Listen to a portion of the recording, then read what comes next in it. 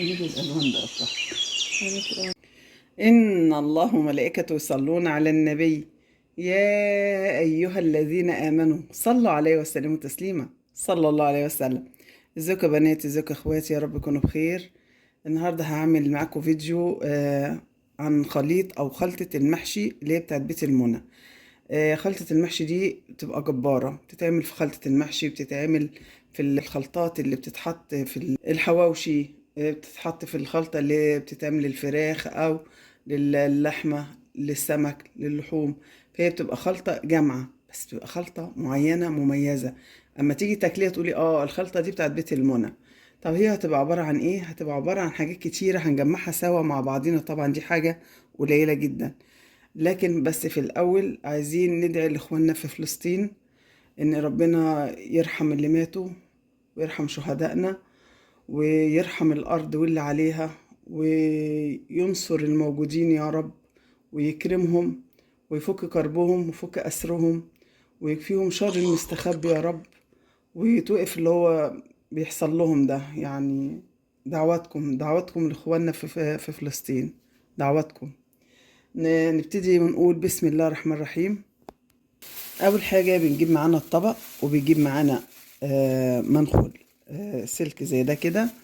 واي حاجه هنحطها هننخلها الاول، عشان لو فيها اي قشايه اي حاجه غلط بتترمي بره مع اللي بيطلع في المصفى بتاعتنا او في المنخل بتاعنا، وبناخد اللي هو ايه الموجود. طيب هنعمل ايه؟ اول حاجه نجيب معانا القرفه. دي قرفه. في ناس يقولوا احنا ملناش في القرفة، لا، هي القرفة مع الحاجة الخليط اللي هنعمله هتبقى جميلة جدا في حاجة المحشي كده حبايبي، وننخلها بالشكل ده.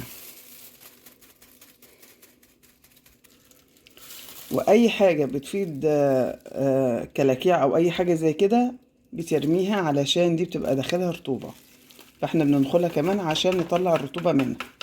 نشوف اللي بعد كده. معانا هنا ده الثوم،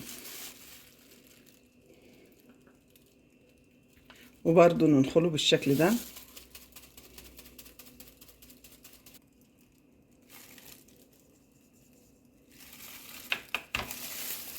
وطبعا الشطه بتاعتنا دي ما تنفعش تتنخل ابدا، دي هننزلها زي ما هي، كفايه الريحه بتاعتها طالعه على مناخيرنا. وهننزل بالفلفل الاسود بتاعنا،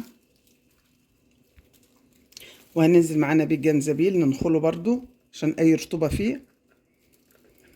وده كيس كاري هننزل بيه معانا.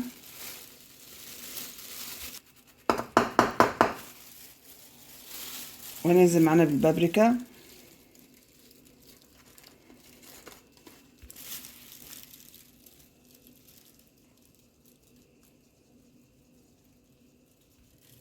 هننزل بالكمون بتاعنا.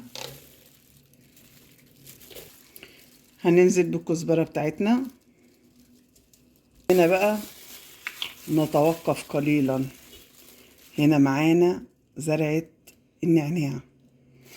شوفوا انا فتحت الغطا، الريحه هبت. النعناع ده بقى في خلطه المحشي ما تقوليش لعدوك عليها، تحفه. هننزله معانا بس هنفركه شويه بايدينا كده،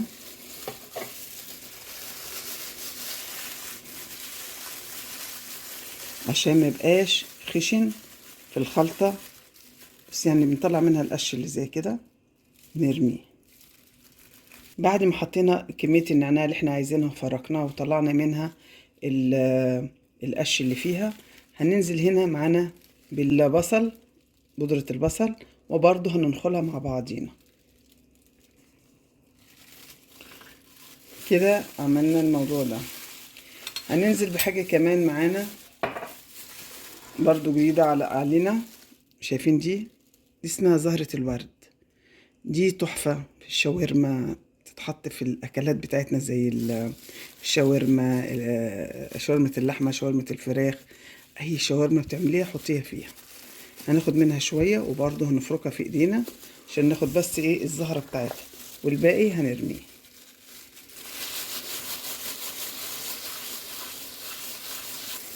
معانا الزعتر، هناخد منه برضو كمية كده، مش كتير برضو. بصوا فيها قش برضو، شيء زي كده نشيلها وننزل بالمعلقة بتاعتنا.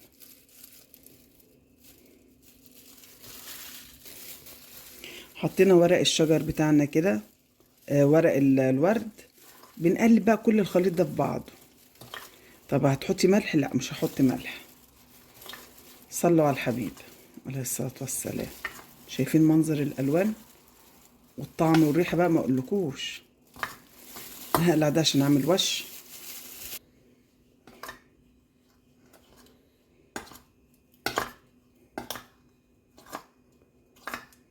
كده يا حبايبي قلبناه كويس. هنعمل ايه بقى؟ هنجيب بطرمان معقم زي كده ونملاه ونحطه في التلاجة. بسم الله الرحمن الرحيم.